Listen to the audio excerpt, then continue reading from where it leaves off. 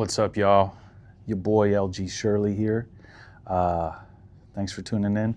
I got a new banger from Fox Live Now.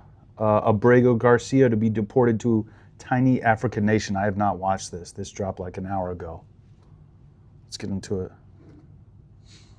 Welcome back here on Live Now from Fox. It's 7:18 on the East Coast and 4:18 on the West Coast. My name is Josh Breslow, and I'm here to bring you all of your top stories, live events, and breaking news from across the country and across the world.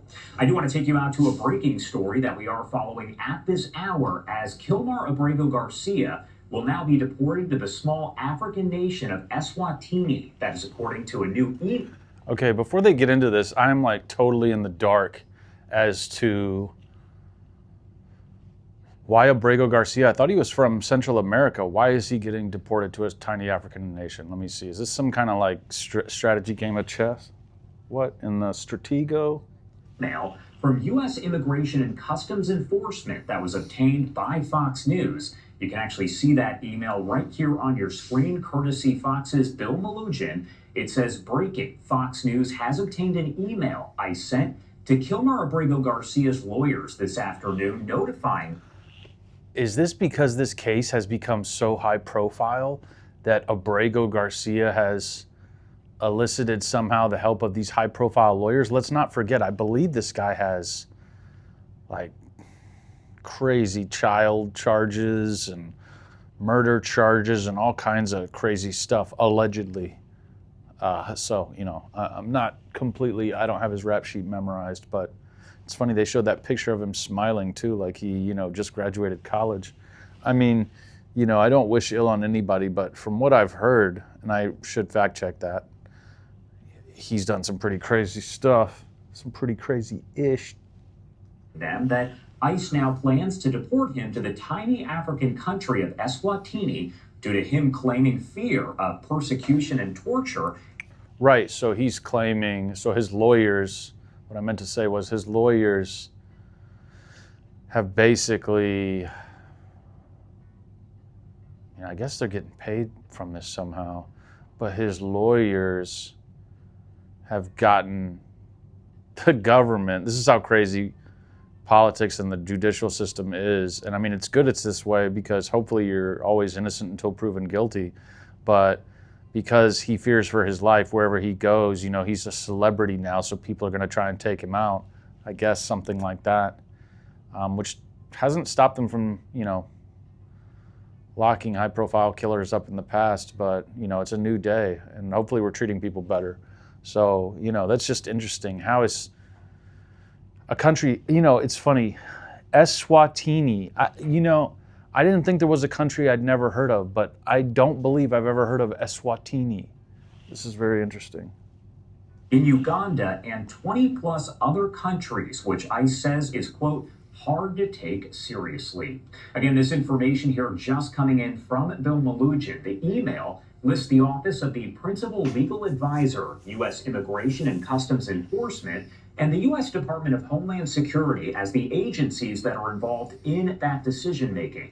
The Trump administration said last month that it would remove 30-year-old Abrego Garcia to Uganda, but a judge ruled that the government could not take away his right to criminal trial, and on August 25th forbade the federal government from removing him from the U.S. We do again have these images here that actually show Abrego Garcia as we talk just a little bit more about what we know, but also what's still left to figure out here.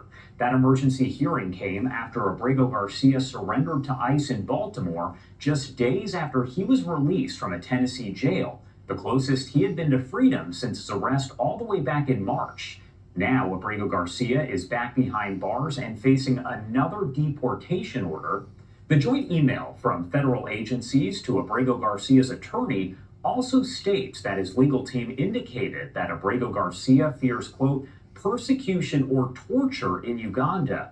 The email went on to say that Abrego Garcia has claimed to fear prosecution or torture in at least 22 countries, including much of Central and South America.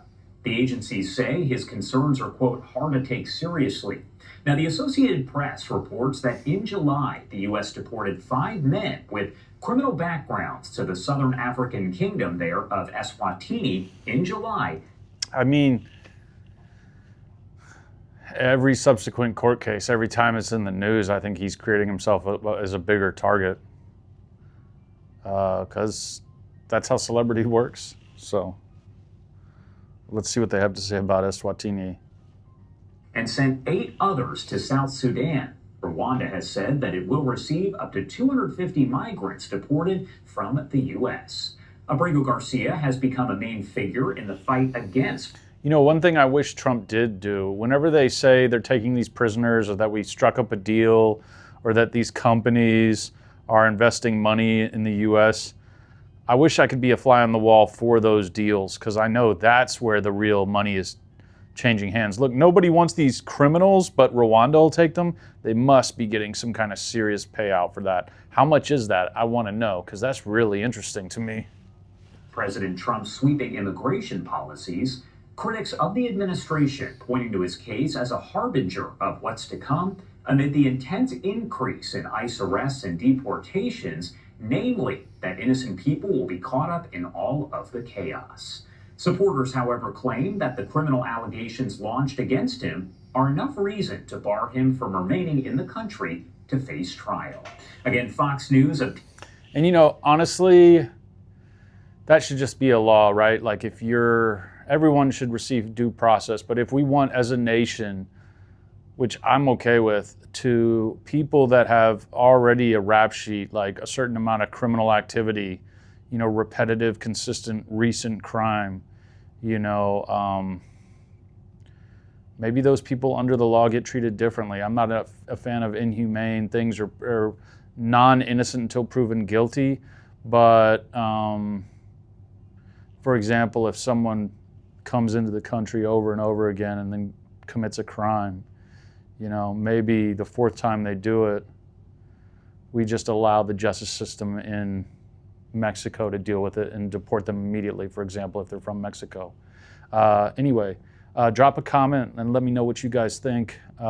Thanks for coming out. Great to have you here. Don't forget to like, comment, and subscribe. And if you're in the Dubuque area, hit us up.